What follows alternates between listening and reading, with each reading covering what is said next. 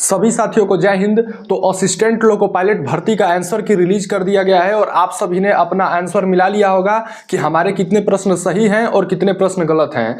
तो जिन भी साथियों का 20 प्लस नंबर आ रहे हैं उनको क्या करना चाहिए, क्या CBT 2 की तैयारी करनी चाहिए या नहीं करनी चाहिए, यह जानकारी मैं आप सभी लोगों को इस वीडियो के माध्यम से देने वाला हूं। साथियों, जो भी जानकारी दूंगा ऑथेंटिक बेस्ड जानकारी दूंगा। मैं व्यूज के चक्कर में और सब्सक्राइबर के चक्कर में झूठ नहीं बोलूंगा, क्योंकि मैं भी एक टाइम स्टूडेंट रह चुका हूं और मैंने खुद 20 साल की उम्र में गवर्नमेंट जॉब क्रैक किया हुआ है। आप अपनी स्क्रीन पर देख सकते हैं। तो मेरे भाई सेलेक्टेड हैं और सिलेक्शन दिलाएंगे आप सभी लोगों का। इसके लिए क्या करना होगा, यदि आप हमारे चैनल पर पहली बार आए हैं तो प्लीज हमारे चैनल को सब्सक्राइब कर दीजिएगा और इस वीडियो पे एक प्यारा सा लाइक कर दीजिएगा। आइए अब जानकारी में आगे बढ़ते हैं। जिन भी छात्रों के 20 से अधिक प्रश्न सही हो रहे हैं उनको क्या करना चाहिए। तो आप सभी को पता होगा कि आंसर की आते ही सभी बच्चे मतलब चौंक गए। क्यों मैं ऐसा कह रहा हूं, क्योंकि जितने भी छात्र ऐसे थे जिन्होंने 50 प्रश्न 60 प्रश्न अटेम्प्ट किए थे उनके हालत हो गए हैं खराब। क्योंकि जैसे ही आंसर की आया उनके 10 प्रश्न 12 प्रश्न ऐसे लगभग गलत हो गए। कुछ बच्चों के तो 15 प्रश्न भी गलत हो गए।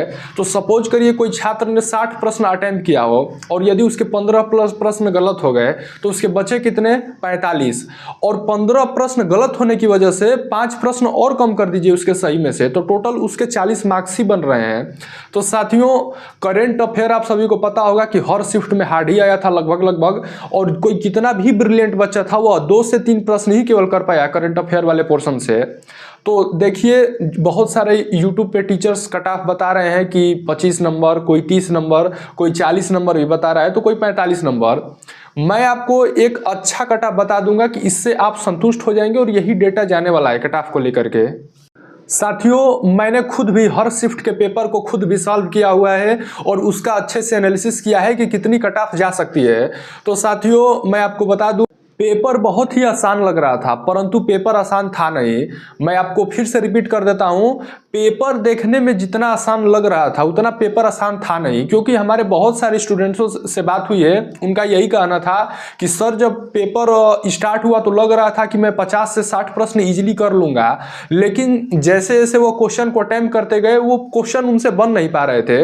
और रीजनिंग और मैथ में तो आसान क्वेश्चन बच्चों ने गलत कर दिया है, क्योंकि जो रीजनिंग और मैथ का लेवल पूछा गया था रेलवे द्वारा वह एक स्टैंडर्ड लेवल का क्वेश्चन था। देखने में तो इजी लग रहा था परंतु वो एक्चुअली में इजी था नहीं, और यही कारण था कि बच्चे बहुत ज्यादा क्वेश्चन गलत करके आ गए हैं। और करंट अफेयर में जिसने भी बहुत ज्यादा तुक्का लगाया है उनका माइनस मार्किंग बहुत ज्यादा हुआ है। एक चीज मैं आपको और क्लियर कर दूं, सपोज करिए कि किसी बच्चे का 25 नंबर आ रहा है और दूसरा कोई बच्चा है उसका भी 25 नंबर आ रहा है, और जो पहला वाला स्टूडेंट है उसने केवल 10 प्रश्न गलत किए हैं और वही जो दूसरा वाला बच्चा है मान लीजिए कि उसने 20 प्रश्न गलत किए हैं, जबकि नंबर दोनों का सेम ही सेम है। तो जिस स्टूडेंट ने कम क्वेश्चन गलत किए हैं उसको नॉर्मलाइजेशन में ज्यादा फायदा मिलेगा। ऐसा मेरे भाई रेलवे कहता है कि जितना आप क्वेश्चन कम गलत करेंगे उतना ज्यादा आपको नॉर्मलाइजेशन का फायदा होने वाला है। अब बात कर लेते हैं कि जिसका 20 प्रश्न प्लस क्वेश्चन सही है उनको क्या करना चाहिए। तो देखिए, इसका आंसर की तो आ चुका है और रिजल्ट मान करके चलिए कि 20 से 25 दिन के अंदर रिजल्ट भी आ जाएगा, मतलब मैक्सिमम 1 मंथ से पहले रिजल्ट आ जाएगा। तो ऐसे लोग को जिनको संदेह है कि मतलब क्या मेरा हो सकता है, तो उनको थोड़ा सा वेट कर लेना चाहिए। और अभी आप दूसरे जो वैकेंसी की तैयारी कर रहे हैं उसकी तैयारी करते रहिए, कोई दिक्कत वाली बात नहीं है। लेकिन एक बात मैं फिर कहता हूं कि 20 कट ऑफ तो नहीं जाएगा, क्योंकि देखिए पहले क्या था कि संसाधन की कमी थी। पहले बच्चों के पास बहुत ज़्यादा मतलब ना किताबें रहती थी उपस्थित, ना ही पढ़ने के संसाधन थे। परंतु आज के समय में सबके पास डिजिटली पढ़ने का माध्यम अवेलेबल हो गया है और बच्चों ने अच्छा स्कोर भी किया हुआ है। हालांकि मेरे अनुसार मैं आपको कट ऑफ बता देता हूं कि जो भी बच्चे यूआर कैटेगरी से हैं यानी कि अनरिजर्व कैटेगरी से आते हैं, यदि आपके 40 प्रश्न सही बन रहे हैं 75 प्रश्नों में से, तो आपका इजीली सिलेक्शन हो जाएगा। अब बात कर लेते हैं ओबीसी एंड ईडब्ल्यूएस कैटेगरी के लिए। दोनों का कट ऑफ लगभग सेम ही जाता है, ओबीसी एंड ईडब्ल्यूएस का। तो जितने साथी ओबीसी और ईडब्ल्यूएस से हैं उनके यदि 35 प्रश्न सही बन रहे हैं 40 प्रश्नों में से, उनका आसानी से सिलेक्शन हो जाएगा। किसी भी जोन से रहिए, कोई दिक्कत वाली बात नहीं होने वाली है। अब बात कर लेते हैं SC एंड ST कैटेगरी वाले छात्रों के लिए।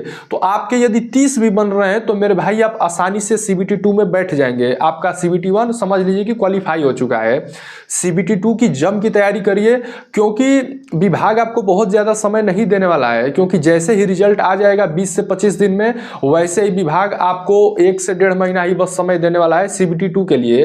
तो आप अभी से अच्छे से लग जाइए, क्योंकि आप अभी से प्रिपरेशन अच्छा करेंगे तो आप मेंस में भी अच्छा स्कोर कर पाएंगे, यानी कि CBT 2 में, और आपका इजीली सिलेक्शन हो जाएगा। साथियों, कुछ धुरंधर ऐसे भी थे जिन्होंने पहले कहा था कि भैया हमने तो 60 किया है, 65 प्रश्न किया है।